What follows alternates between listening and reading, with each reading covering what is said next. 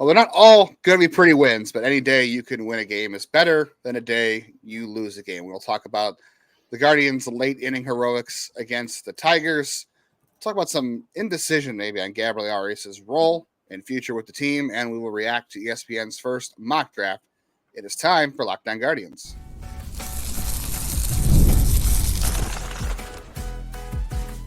You are Locked On Guardians, your daily podcast on the Cleveland Guardians.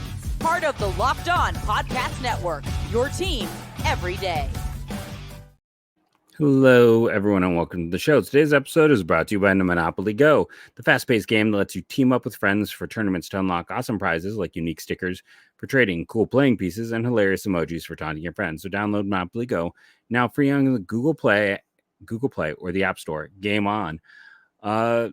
So day games. Sometimes they work out for me. Sometimes they do not. I literally sat down here with Justin. I'm like, I'm going to go look at David Fry's home run because I didn't get a chance to catch any of this game because sometimes middle schoolers are, middle schoolers. And my days fall into the chasm of teenage boys being obnoxious. I love my students. The reason my wife always tells me she loves teaching elementary school. I love my students. There's a lot of great kids, but we are in May, and our decision making is often about as good at the plate as Oscar Gonzalez. School's not over yet. Yeah, not great. They have that same level of ability to differentiate a good choice versus a bad pitch as Oscar or Jack Caglione. We'll get into that later in today's show. So I'm gonna kind of push back here and let Justin talk now. I'm just gonna shut up. I'm gonna mute myself. Oh, don't do that. No, it wasn't the prettiest win, but they found a way to win. I'll give them credit for this. The offense was pretty ugly on Tuesday after they were able to hit Kenta Maeda around, and then the offense just went away.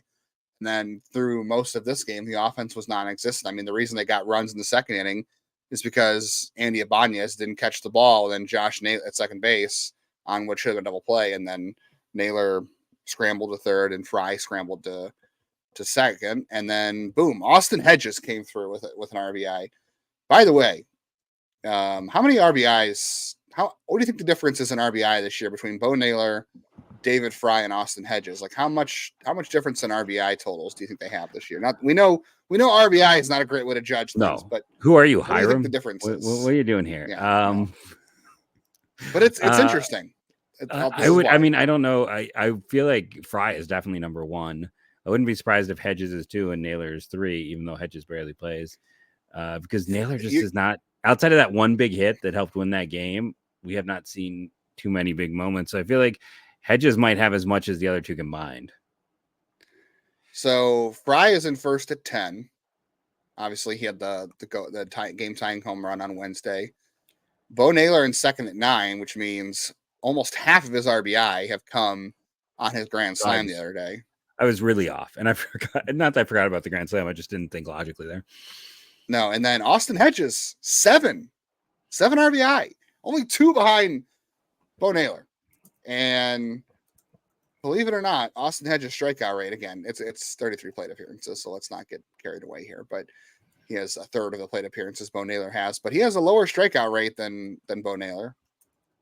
Just saying, and almost as many RBIs, and he's only 2 back in home runs. That's more of a knock on what Naylor has not been able to do than it is what Hedges can do. But again, this is why this is an ugly win, because you got 2 RBI from Austin Hedges, which, anything you get from him is an offensive bonus. But he's got 3 RBI in this series, man. He was kind of a series MVP, and they left him late for offense, which is what you do, which is why it's a good role, even though it didn't work getting Tanner Bibee deep into the game, which we'll touch on in the second segment, because that was just a weird start for Tanner, even though I'm not gonna call it a bad start, but it also was very bizarre. But win any way you can. These wins, and the Tigers are very hard to win off of late. I looked it up on their game notes. So the Tigers this season, coming into Wednesday's game, they are 5-2. They are, I lost it. They were 13-3 when they had a lead after the 8th inning. So the Guardians came in this 8th inning down a run. down 2 runs. They got 1 run back. So that was only the 4th loss all year by the Tigers when they've had a lead after the 8th inning. That bullpen's been very, very good. So, give the Guardians credit for not closing up shop and just throwing in the towel when, sometimes when you see a bullpen that good come in, especially what they did on Tuesday, right? Sometimes you just kind of throw your hands up and say, well, this isn't going to happen tonight. And that wasn't the case, even though David Fry's homer was a bizarre one, but it was also probably payback from the ball he hit the dead center that should have been gone or off the wall, and he got robbed by Wencel Perez. So there's that. So they're not all pretty, but he'll take the win. David Fry, was a big guy in this game. Again, lefty killer, David Fry. Yeah, and it came off Andrew Chafin, who has a 1.93 ERA. He's one really of the best good. That whole bullpen, like I said, the Tigers bullpen is just absolutely insane. And I think it's what the Guardians Cleveland, Detroit, and then the Yankees, which surprised me because I talked about when you were out, like Yankees bullpen is kind of a bunch of no names, but hey, it's performing for them. Sometimes that happens with bullpens. Ian Hamilton, MVP for them. Nick Birdie, yeah. The Guardians, when they trail after 8 innings, are 1-10 this year. Now they're 2-10. So not only the Tigers usually shut the door when they leave after 8 innings, usually the Guardians have not really come back when they've been down that late. I'm trying to think of the other game that happened in at this point. So that's 2 wins. So, I see a lot of people trying to say that David Fry should play more too. And I love David Fry. The numbers do look pretty good. Like, I'm not opposed. It's very interesting because, his playing time is going to be, it's going to be interesting as how they get playing time from with Kyle Manzardo up because the rotating DH gave you ways to work him into the game.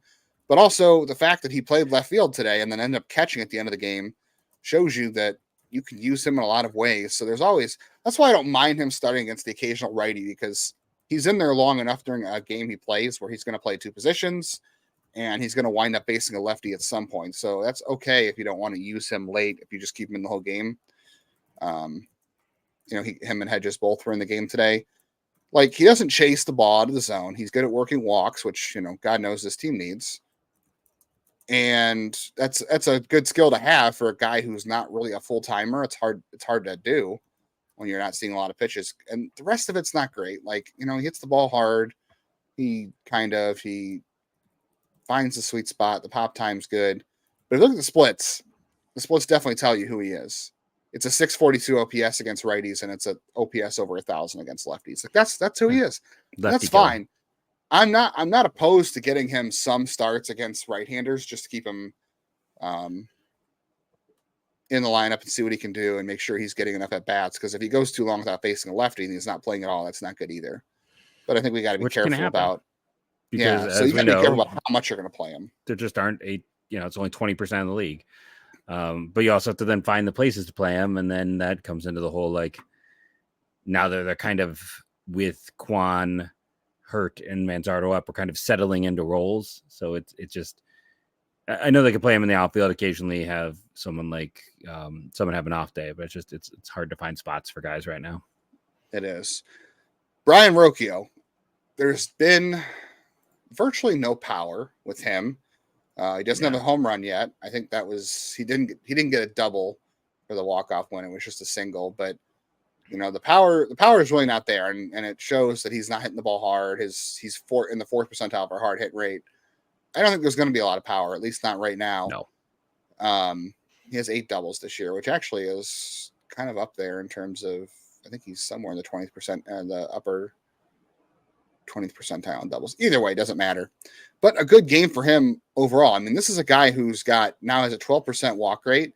He's been very patient. I will say in the minors, he was a guy who really would chase. And then last year he went back to the drawing board a little bit and kind of revamped his approach. So he is a much more patient hitter in the major leagues than we saw in the minors. He obviously had 2 hits today, the walk-off hit after the Tigers brought in the 5th outfielder for whatever, or 5th for the 5th down infielder for whatever reason. So he had 2 hits and a walk. He got on base 3 times. You'll take that anytime you can at the bottom of the order. It would look a lot better if Stephen Kwan was at the top of the order, but I don't know. I like the quality of the bats Rocchio is having lately. He doesn't strike out. I know he doesn't hit the ball hard, and we need guys who hit the ball harder.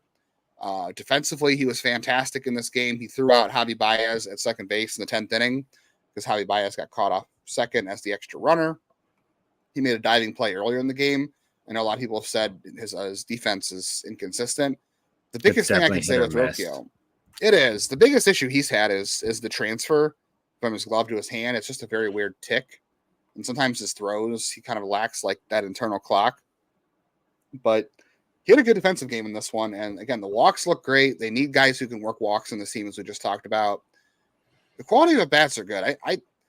I think when your at bats are good, the hits are going to fall. Like I know he doesn't hit the ball hard, like I said, but if your quality of at bats are good and you're hitting ninth, that's enough. I know this team needs more, but the options are limited, and we'll talk about Gabriel Arias in the second segment. But Yeah, I don't know. I think we're starting to see some signs here that maybe he'll start getting his feet under him. The bat quality has been good. I just kind of feel with him like he's probably a 50 grade defender when it's all said and done. So you are going to have to deal with him being closer to average. Is he a 50 grade defender at short, though? Because that's a different level of fielder, right? When you're a 50 grade defender at short. Yeah, I mean, yeah, I'm thinking he can be an average shortstop. That's all I'm saying. I'm not saying like overall. I think he can probably be average in terms of consistency. So the bat's got to play. Like Ahmed, the bat's got to be the carrying factor because it's not going to be the defense. So if he can continue to get on base, you can settle for a guy who's okay with his defense and gets on base at a high clip. But he's got to have one of those things. So hopefully we'll continue to see these on base skills develop. I think there's value in being a league average defender at short and being a league average hitter. If you're literally league average defender at short and you're 100 WRC plus, that's enough to be a starter. Now, granted, I mean that's not a bad role in a vacuum. Depending on your team's needs, that might be enough, not be enough, but in a vacuum, that's kind of enough. All right. Speaking of shortstops, we want to talk a little about Gabriel Arias and why it seems like there's a little of indecisiveness around him right now. We'll chat a little bit about Tanner Bibee's start, some takeaways from the Tigers series, and we are going to react to ESPN's first mock draft and why we're a little bit confused on that. So stick around for all that stuff. It is the Thursday before Mother's Day. If you are one of the people out there who has not got anything for your mom, no matter who a mom is in your life, it's your own mom, maybe it's the mom of your kids, whoever, anybody in your life that also is a mother figure, do not wait till the last second. It is already the last second. The good thing is with DoorDash, though, you can get on your phone right now because we all know everyone's got their phone attached to them. You can get 50% off your next order up to $15 when you spend $15 or more on your next flour, convenience, grocery, and retail order now on DoorDash. It's a good offer, and you don't have to go to the store to do it. And you can easily find options for that mother or mother figure in your life. Just know what they want and go on there and make that order. So get all your gifts in one place and go to DoorDash and get 50% off that next order. When you spend $15 on your next order, you'll get 15 off on your flour, convenience, or grocery purchase or retail order with our code LOCKEDONMLB. That's LOCKEDONMLB. Order using DoorDash today. Terms apply. Maybe mom's into board games. If she is into board games, maybe you should show her Monopoly Go because everybody loves Monopoly Go. Everybody loves the classic version of Monopoly. And you can easily play it with mom on your phone now without having to be in the same room. That's pretty nice, right? And have a little bit of fun taunting each other, whoever it is, your friends, with different emojis. Jeff, any new emojis recently? I did unlock the sombrero. It's supposed to be a sombrero. Okay, that's fun. And I unlocked the classic little Scotty dog. I remember I always wanted to play as a kid. Oh yeah, that's always a fun one. Yeah. Yeah, and you can use all those little emojis to taunt friends when you smash their buildings or heist their vaults. But you can also team up and do some mini games. Those are always fun too. I personally do enjoy. Oh wow, you got a bigger bank emojis than I do. I got to get back in there and collect a few more. I do have a lot of roles to use up in my game right now, so I'll get on that. Timed events can help you win big, massive multipliers for everything you win, or rent frenzies. Always something fun to discover in Monopoly Go. Get off the bench. Go download it free on Google Play or the App Store. Monopoly Go. Game on. Guardians head to the White Sox in Chicago today. And you can catch all of the action on this 4-game series on your SiriusXM app by just searching Guardians in the app. All right, real quick, let's just talk about Tanner Bibee's weird start. First inning looked like it was going to be so quite much the of day.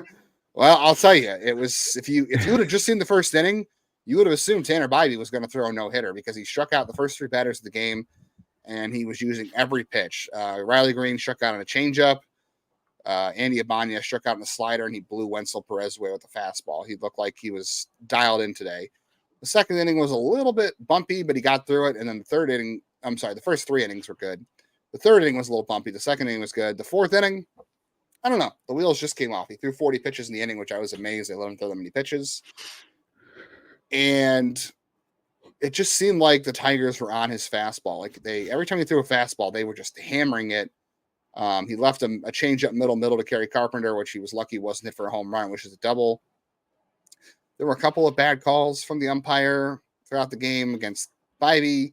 There were a couple, Jose Ramirez got hosed on one that should have been ball 3, which he would have walked eventually. And then one of the Sam Henches, he got screwed on too later in the game. So strange game for the home plate umpire, but I don't know. It just seemed like they were on Bibee's fastball at times. The command wasn't terrible. It's just like, it almost felt like they knew a fastball was coming and they were reading it very well out of his hands. And there were a couple hits. Like they hit the ball hard in the 4th inning a couple times. Like Colt Keith hit the ball hard. It was a grounder. He hit the ball hard. Carpenter, he hung a changeup too. Trying to go back to the 4th inning here. There was a hit by McKinstry. There was a 75-mile-an-hour hit that just was a perfect blooper that was going to fall in. Baez had a sac fly, which he almost never does, truthfully, which is hilarious. So just a very weird inning overall. He didn't walk anybody, so it wasn't like control wasn't there. It was a weird game. I think just, a little bit of bad luck peppered in there. And again, he hung that ball to Kerry Carpenter when he shouldn't have. But that's the thing for Bibee right now that he's searching for. The hardest thing to do for any young player really is find consistency. Yep. It's one thing to make it, but consistency is really hard. I think that's the hardest thing for Bibee right now is he is searching for a little consistency almost inning to inning. Because like I said, the first inning, he looked like a freaking Cy Young. And after that, it just kind of tailed off. So that is like not really worried overall. When it comes to baseball, it's like the most important like C word is consistency, not curveball, not changeup. It's consistency because for young players and even for some vets, it's like being consistent. Knows today how you stay and how you get Speaking good. of another guy he's in their name, it's like I saw that the Reds called up Connor Capel, and I thought that was funny because Connor Capel and Will Benson were the same draft class, and that dude has had great numbers, but he has not had a chance to stay up because of consistency, even though he's got like a 122 OPS plus. So even if you've performed well, it's like consistency is still what's going to separate a lot of guys from being quad A to being in the big leagues, from being, in Tanner's case, maybe more of a ace type to or Miller rotation guy. So we just need to see more of it. Yeah. And he'll get there. So we believe in it. We do. So Gabriel Arias, he played today. He did not start the first 2 games of the series. He had a couple of at-bats in the Angels series. He started 3 games there. Ever since, though, that center field debacle in Houston, it seems like things have gone in the wrong direction with him. He needs to his play at-bats. He does. His at-bats, like he's back to chasing a lot again. Like when Arias is going good, he is showing plate discipline and he's hitting the ball hard the other way. And he just missed a double today on Wednesday on a hard hit ball to right field and went foul. He's a guy who presses. Like it feels like I got to show him that I can play. I got to be productive if I want to keep getting opportunities. And he presses. He presses to try to get those opportunities, and that's why this role is not a good role for him.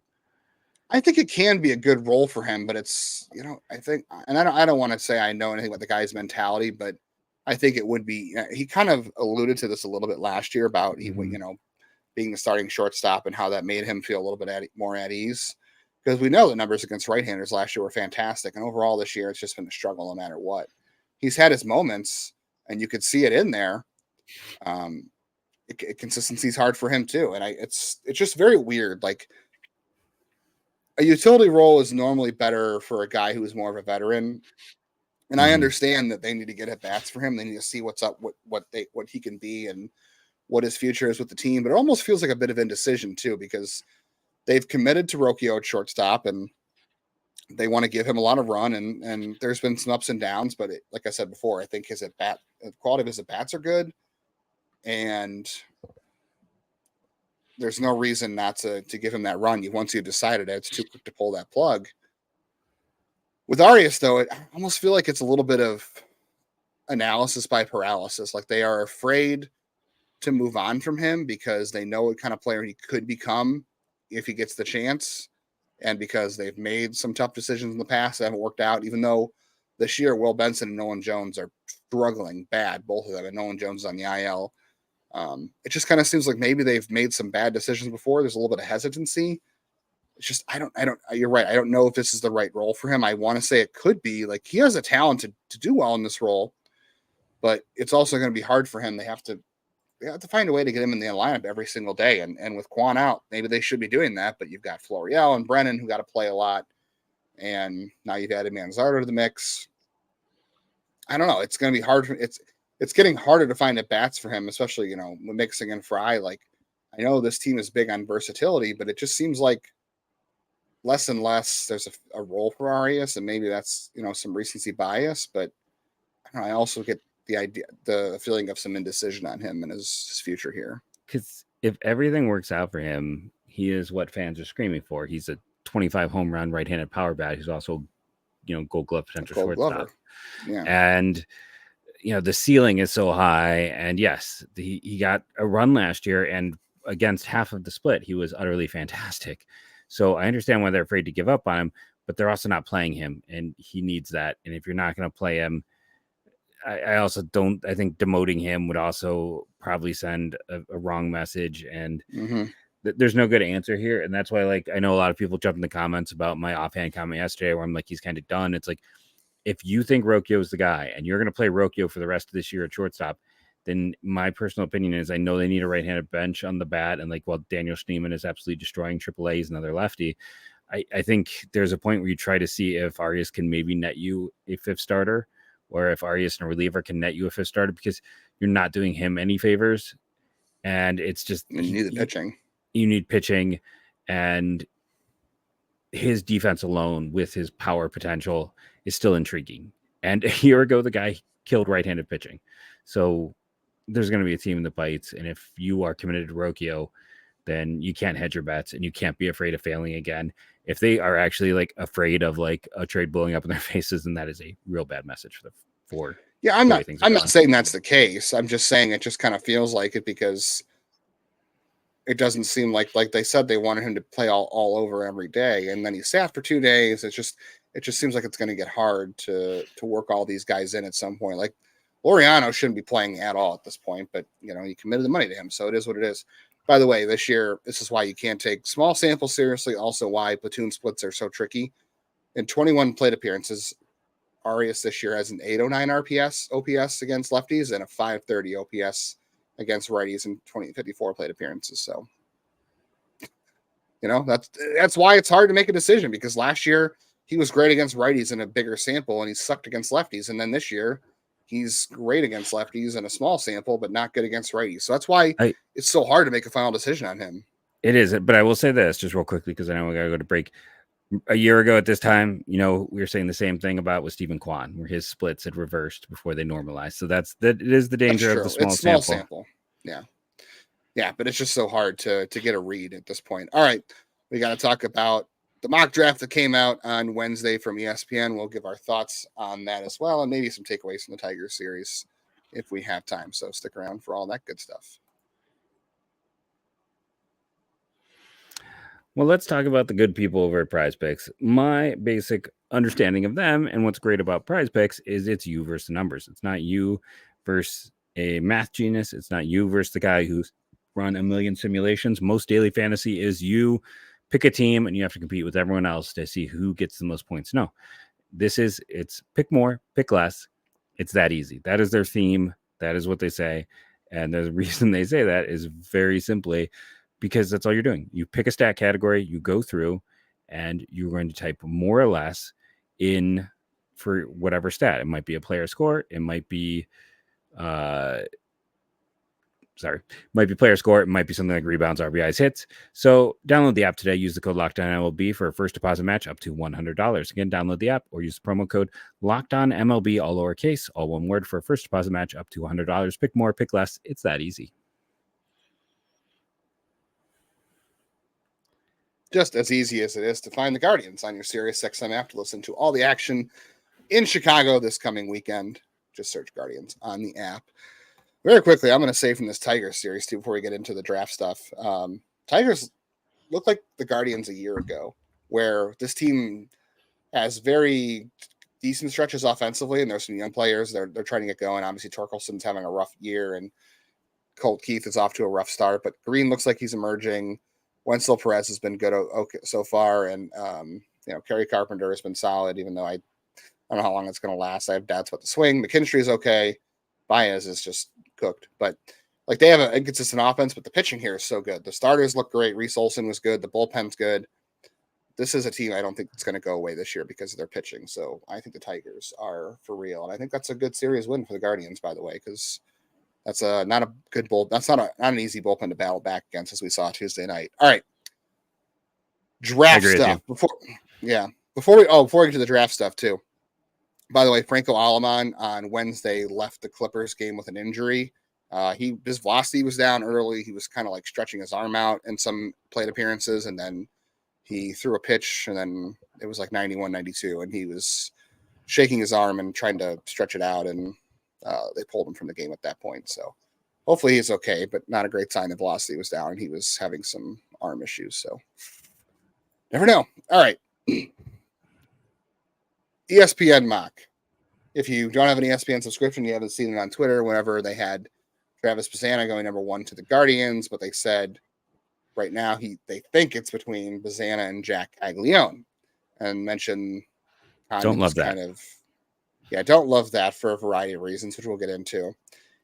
Here's my thing about Jack. We both agree, but I think we both agree Bazzana is the most complete player in the draft in terms of upside and safety. Yes, and Condon is the higher ceiling if you want to go ceiling. Yeah, just slightly less. There's some safety there, but not a lot. There's more risk factors with him. There is. So we know the Guardians are not afraid of risk in the first round, but we had that conversation on Wednesday, if you could go back and listen, about why risk is different at 1-1 than it is at 23 or 15 with DeLauder and Espino. But a lot of those picks have blown up in their face, right? Like their first round picks have been pretty much awful. This is one you can't afford to get wrong. So I know a lot of people are going to scream, no, you got to be the best player available. I think Bazzana could be the best player available. I mean, doesn't mean highest upside doesn't mean best player available all the time. It also means what guy is going to be the most productive big leaguer, and the best chance there is Bazzana. My only theory here on Caglione is this. I don't really buy it, but my theory here is this. Contact rates. The Guardians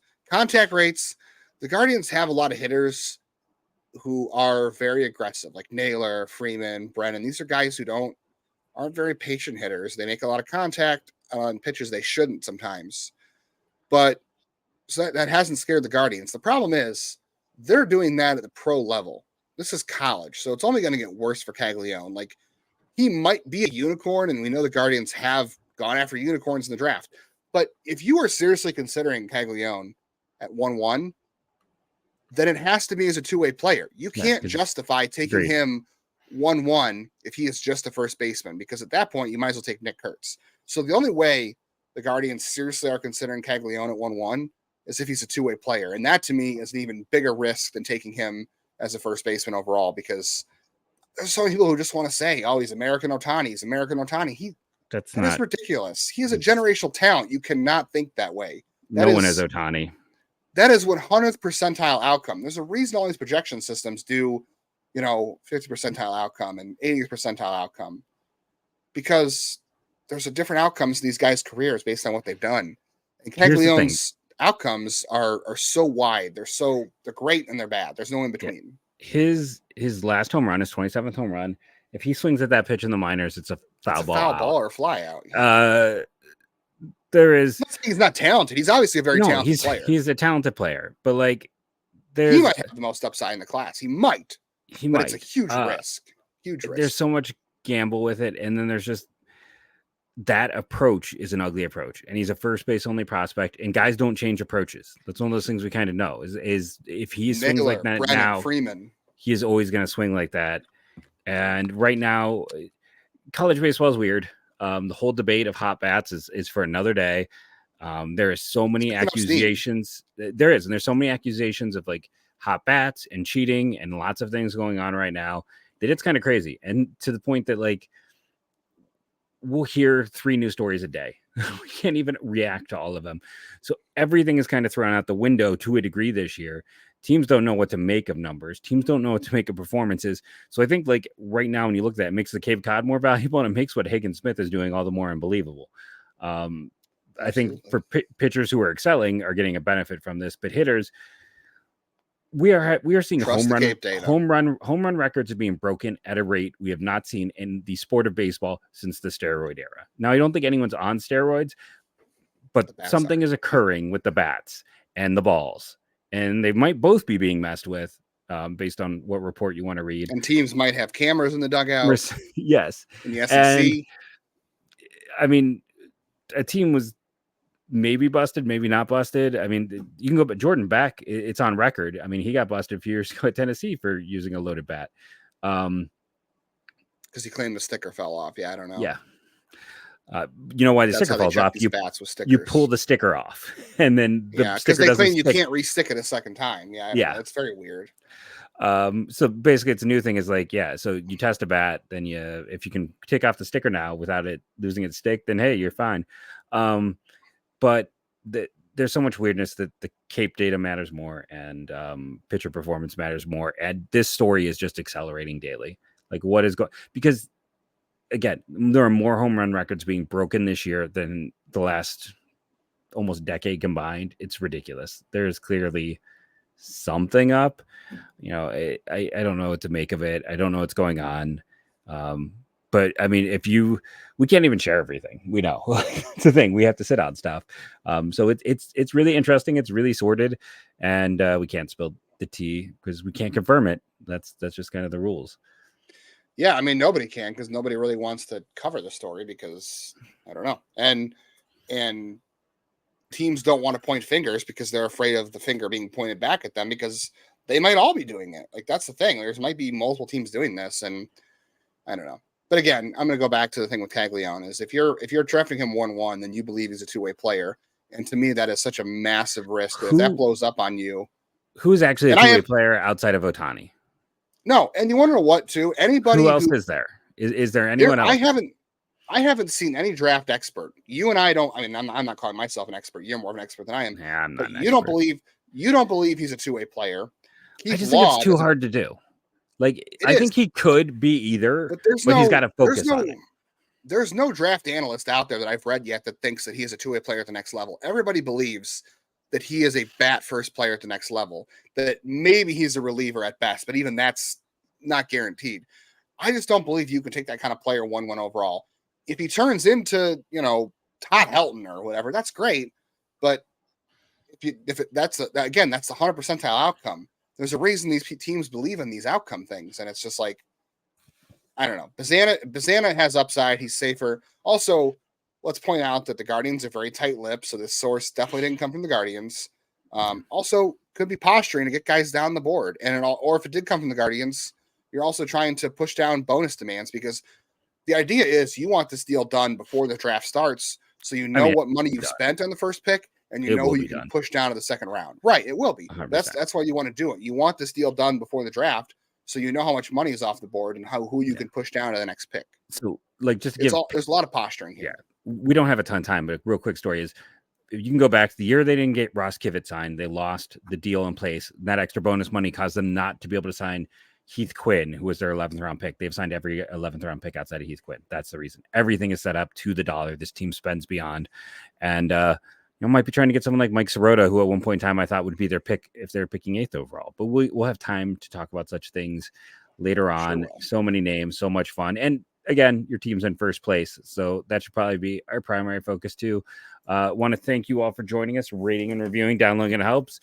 Shout out to today's everydayer, Klenak Canel. I know I just butchered your name, so hey, you get to be one of the many. Thank you, and go Guardians, go.